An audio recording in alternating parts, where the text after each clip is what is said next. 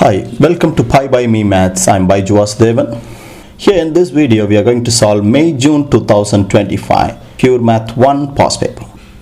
And we have already covered till question number 6 in the previous video. Let's look at question number 7. Figure 3 shows a sketch of part of the curve C1. Given that y is equal, C1 has equation y equals f of x, it's a cubic function. It touches x-axis at origin. That means it's a repeated root 0, 0 and crosses at x is equal to 4. So using this, we can, if you write this as a factor, it's x minus 0, which is just x. So you can write the equation as x squared times x minus 4. If you put the 4 here, x minus 4. Why x squared? Because it's a repeated roots. How do we know it's a repeated root? Because if it's a repeated root, the graph touches at x-axis. And then you need to put an a in front always. Using this point here, because the curve passes through this point, find the value of a. So it's 120 is equal to a times 10 squared times 10 minus 4. So you will get a as 120 over 10 squared times 6, which is 0.2.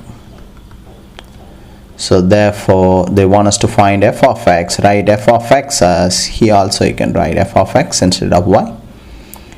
ax squared times x minus 4. That's all. It's a 3-mark question. Part B now. The curve C2 has this equation, which is a quadratic function. On the following page, there is a copy of diagram figure 3 called diagram 1 is given. On diagram 1, they want us to sketch a graph. I have pasted the diagram 1 here.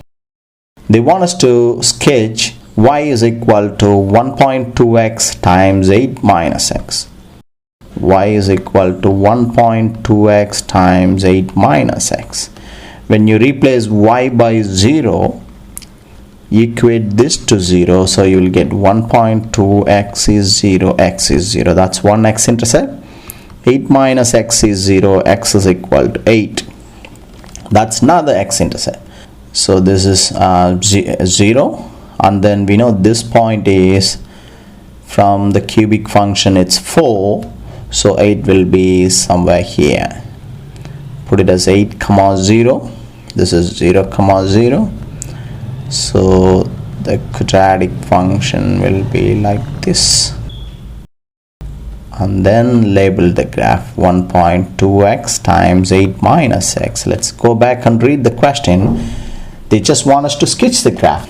Okay, so you need to make sure you extend this piece so they both intersect at some point, or you don't need to extend the given graph. You can just draw it this way. Part C, use algebra to find the point of intersection of C1 and C2. So let's write 1.2x times 8 minus x. That's a quadratic.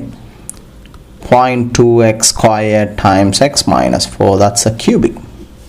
You put this here and take x as a common factor, or you can just open the bracket. 8 times 1.2 is 9.6x. Okay. Just to get rid of the 0.2, I'm going to multiply throughout by 10 on both sides. So I'll get 12x times 8 minus x is 2x squared times x minus 4. So when you open the bracket, you will get 96x minus 12x squared is 2x cubed minus 8x squared. So it's 2x cubed minus 8 plus 12, which is plus 4x squared minus 96x is 0. Divide throughout by 2, you will get x cubed plus 2x squared minus 48x is 0. Take x as a common factor. X squared plus 2x minus 48 is 0. 6 8s are 48. So you can split it as x is 0, x squared plus 2x minus 48 is 0. So you can write it as x plus 8 times x minus 6 is 0. So you will get x is minus 8, 6. So the curve and the parabola and the cubic curve intersect at 3 points actually. one at 0, another one at positive 6, another one at minus 8, because there are 3 values of x. To find the y-intercept, you need to sub in the x coordinates into here or here. So I'm going to sub in here. So when you sub in 0, it's going to be 0. When you sub in 6, y is 1.2 times 6 times 8 minus 6. 1.2 times 6 times 8 minus 6. 14.4. So that's 1.14.4. Then the same way you sub in minus 8 and find the next point. So when you sub in x is minus 8, y is going to be 1.2 times minus 8 times 8 plus 8. So 1.2 times negative 8 times 16 minus 153,6. So that's the next point, minus 8, minus 153.6. When you change it to decimal, if you get a lot of decimal places, keep it as a fraction better.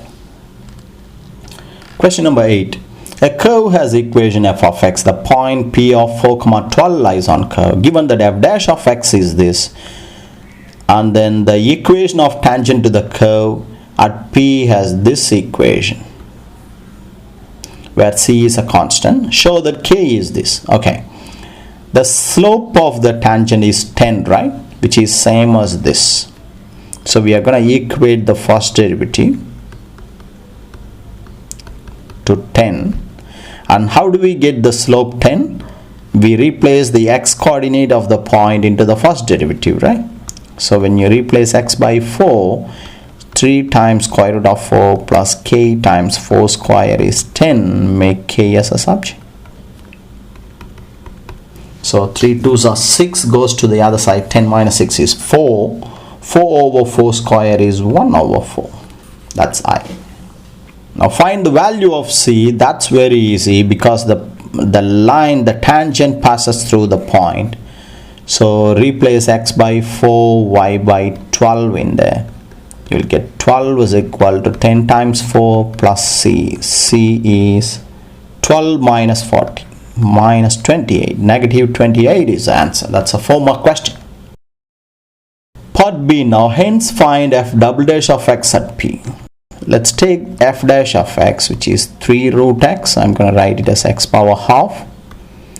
And then kx square, where k is 1 over 4. Kx square. Differentiate it again. So we'll get 3 times half x power half minus 1, which is minus half. X square becomes 2x. So this is going to be 3 over 2 square root of x plus x over 2.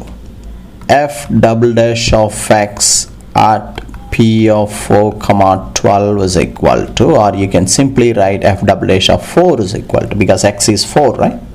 Replace x by 4 here. 3 over 2 times square root of 4 plus 4 over 2, which is 3 over 4 plus 2.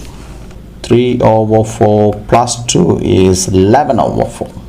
That's a 3-mark question. Part C, find f of x. I'm going to put f dash of x here. When you integrate this, you will get f of x, which is 3 times x power half plus 1 over half plus 1. 1 over 4 x power 2 plus 1 over 2 plus 1 plus c. Now, let's tidy this up first. F of x is, here 3 will be cancelled. 2x power 3 over 2 plus 1 over 12x cube plus c. Now the point P of 4, 12 lies on the function, right? So I'm going to replace x by 4, y or f of x by 12 into this function now. So I will get 12 is equal to 2 times 4 power 3 over 2, 1 over 12 4 cube plus c. So bring the two terms here, you will get the value of c. So it's basically 12 minus 2 times 4 power 3 over 2 is just 8. I just write it as 4 power 3 over 2 minus 1 over 12 times 4 cubed negative 28 over 3. Now you have to write the function f of x now. So you can write therefore f of x is equal to 2x power 3 over 2 1 over 12 x cubed minus 28 over 3. That's the final answer. Question number 9. We have two curves given C1 and C2. The graph C1 with this equation, C2 with this equation. Describe the single transformation that would transform the graph this to C1. That means from root x to square root of 2 times square root of x. I have split this actually. So if this is f of x, this is basically a times f of x, which is a stretch, right? When you multiply the function by a number, that's a stretch. So you can write stretch parallel to y-axis by scale factor square root of 2. Okay, you can do one more thing. If you treat this function this way, square root of x becomes square root of 2x. That means if this is f of x, this is f of 2x. That means you are multiplying x by 2. That's a stretch parallel to x-axis by scale factor 1 over 2. Both are correct. So don't write both, just write one of this. And then double I now. Minus square root of x to this. Minus square root of x to minus square root of x plus 12. 12 minus square root of x is the same, right? If you treat this as f of x, this is f of x plus 12, which is a translation, right? Upwards 12 units. So you can write translation by vector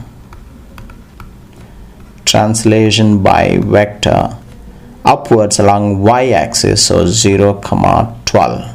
Why 12? Because why positive 12? Because you are moving upwards. If you are moving downwards, you should put negative 12. That's all. Part B. They both meet at point P, as you can see from the figure. Okay. Now they show that x coordinate of P is this. So take the equations 12 minus root x is equal to square root of 2x and solve for x. Bring this here, you will get 12 is equal to root x plus root 2 root x. You take square root of x as a common factor, you will get this. So make square root of x as a subject, you will get 12 over 1 plus square root of 2. Rationalize the denominator, root 2 minus 1 by root 2 minus 1, or 1 minus root 2, it's the same. Why I put root 2 minus 1? Because we need root 2 minus 1 in the answer. So square root of x is equal to 12 times square root of 2 minus 1 divided by a square minus b square. So you got the answer already. 12 times denominator is just 1. That's square root of x. Now double I hence find in simplest form the exact coordinates of P. Okay, I have copied the question here. They want us to find x and y. We know square root of x is this.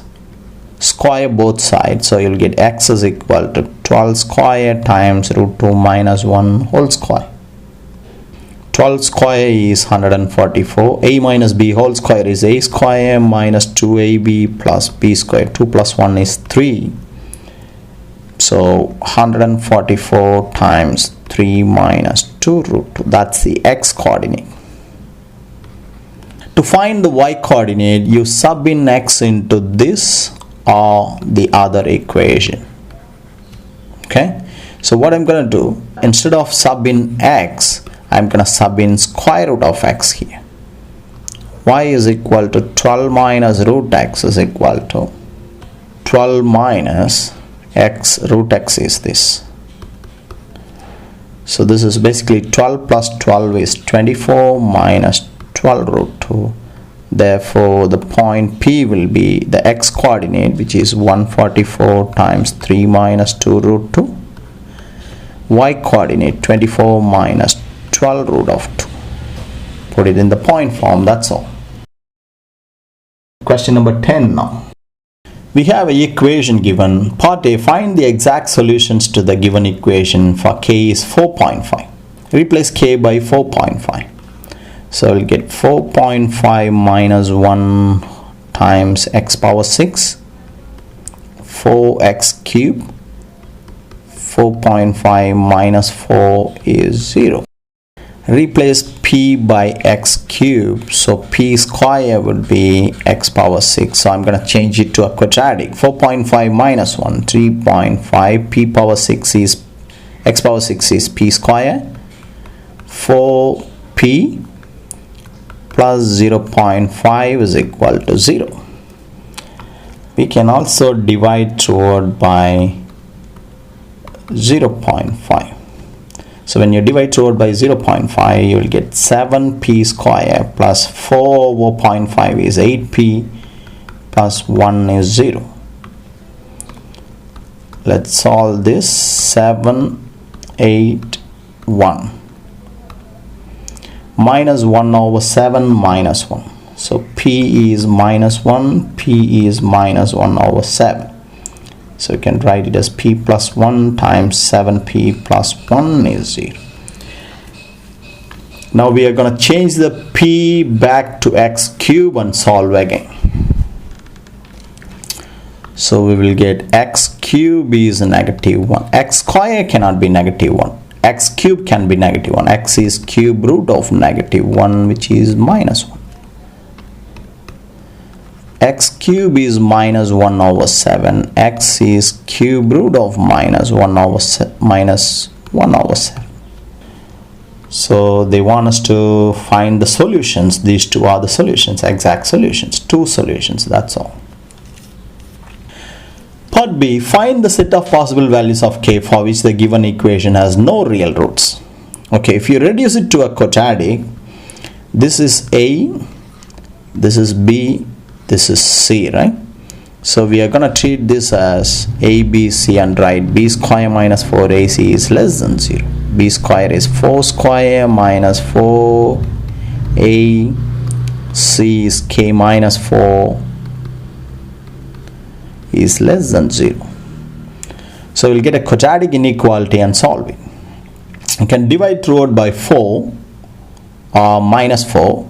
So you will get k minus 1 times k minus 4 minus 4 square becomes 4. This becomes greater than 0 because you are dividing throughout by negative 4. So when you open this, you will get k square minus 4k minus 1k minus 5k plus 4 minus 4 will be cancelled. So find the critical values by we can put this. So k is 0, k is 5. We need to solve this quadratic inequality. So when you draw a little diagram, k square is positive, so we'll get a positive parabola 0 and 5. So when they say greater than 0, they are talking about these two pieces. The corresponding values of k are k is less than 0, these values, or these values, or k is greater than 5. That's all.